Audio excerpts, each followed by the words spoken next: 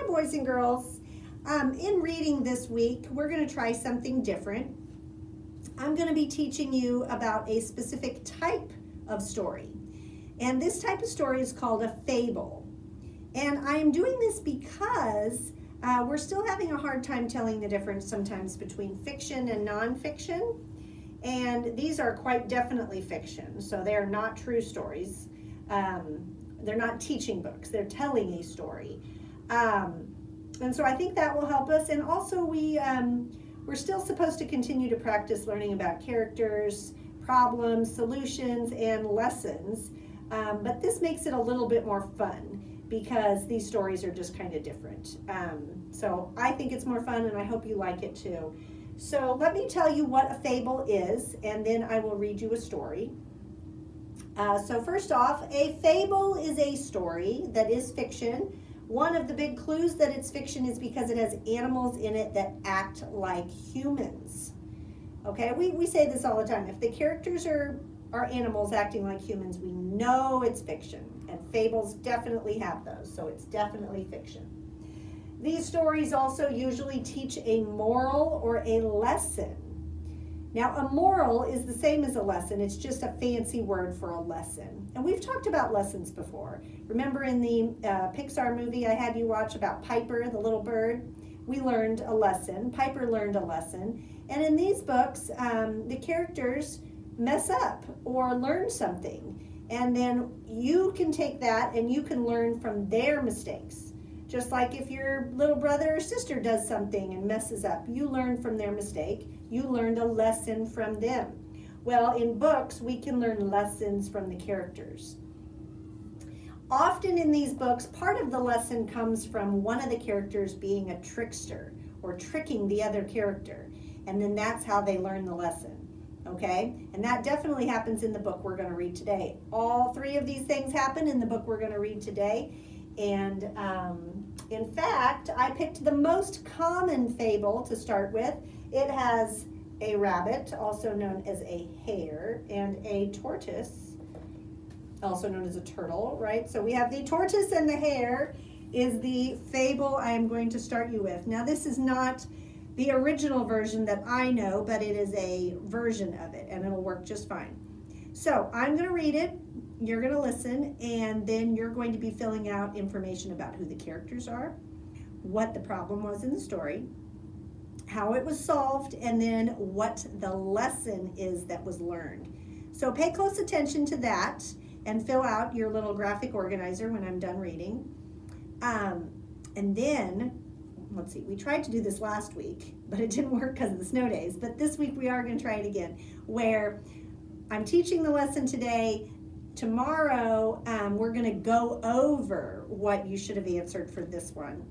And then I'll teach you a new book. So that way we're always reviewing, okay?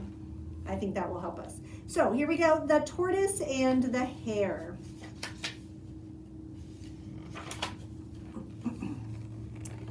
One sunny morning, a tortoise decided to go for a walk. Not long after the tortoise set out, a hare passed him. "Good morning," the hare said. "I'm off to visit my sister." When the hare came back after his visit, he saw the tortoise again. The tortoise had not moved very far. "Are you still way back there?" the hare asked. "You may run as fast as the wind," the tortoise said, "but I bet I could beat you in a race." The next morning, the tortoise and the hare met and began their race. The tortoise dragged himself forward. The hare leaped and bounced toward the finish line. After a few minutes, the hare looked back over his shoulder. He could no longer see the tortoise. The hare laughed to himself. This race would be so easy to win. Since he was so far ahead, the hare decided to stop and have a snack. He crunched on some wild carrots, and he munched on some ripe red strawberries. There was still no sign of the tortoise. It will take him forever to catch up to me, the hare said to himself. I think I'll take a quick nap in the shade. The tortoise kept moving along. He moved at a slow but steady pace. Eventually, the tortoise came to a place where the hare was sleeping. Look, here he is. And he's getting close, right? Still, he didn't stop. He kept moving toward the finish line. Oh, here he is here now too, so you can get closer and closer. There's that hare sleeping. When the hare woke up from his nap, he looked toward the starting line to see the tortoise was catching up. There was still no sign, or to see if the tortoise was catching up. Sorry.